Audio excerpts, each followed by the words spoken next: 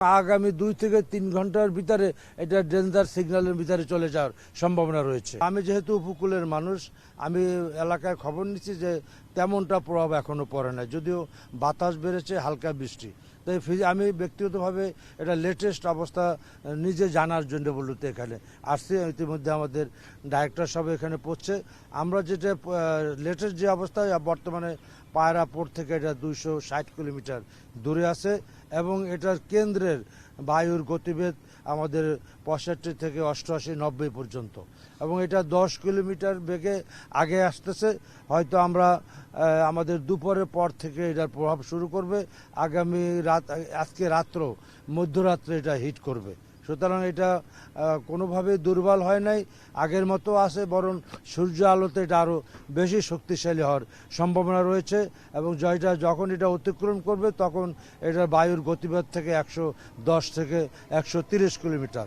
আরেকটা জিনিস আমাদের ভয়ের কারণ রয়েছে যে এই ঝড়ের সাথে প্রচুর বৃষ্টিপাতের হওয়ার সম্ভাবনা। প্রায় 24 ঘন্টা যখন শুরু হবে 300 মিলিমিটার বৃষ্টি হওয়ার সম্ভাবনা।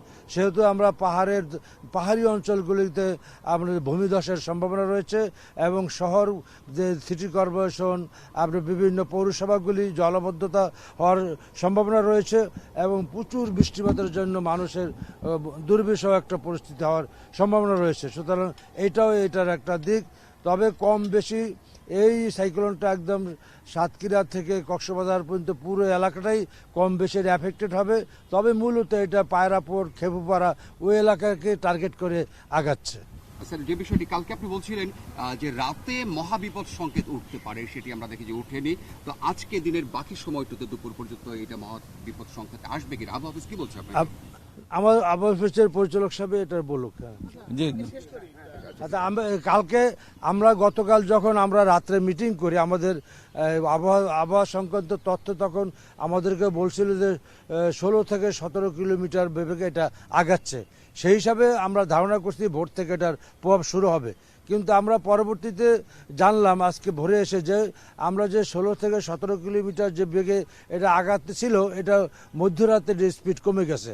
এটা মাত্র 10 কিলোমিটার বেগে আগানোর কারণে প্রভাবটা সেভাবে এখন থেকে আমাদের পড়ে নাই।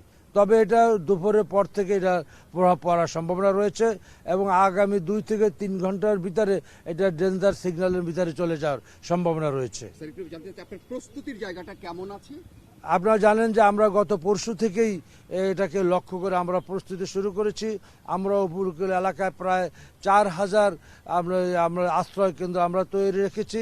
এছাড়া আপনার সমস্ত শিক্ষা প্রতিষ্ঠান, বিভিন্ন বড় বড় অবকাঠামোগুলিতে আমরা প্রস্তুত রেখেছি প্রয়োজনে ব্যবহার করার জন্য, এবং বিভিন্ন যে পশু রয়েছে এগুলিকে আমরা মুজিব কেল্লাগুলিকে আমরা প্রস্তুত রেখেছি। এছাড়া আমরা জানেন যে আমাদের প্রতিটা জেলায় আমাদের দুর্যোগ মন্ত্রণালয়ের খাদ্য গুদাম রয়েছে। আমরা সেই গুদামের মাধ্যমে প্রত্যন্ত এলাকায়, থানায়, উপজেলা পর্যায়ে আমরা আমাদের প্রয়োজনীয় সামগ্রী কালকে আমরা পৌঁছে দিয়েছি। এছাড়া অতিরিক্ত যদি যেখানে যেটা প্রয়োজন হয় সেটা আমাদের যোগান দেওয়ার জন্য আমরা তৈরি হয়ে আছি।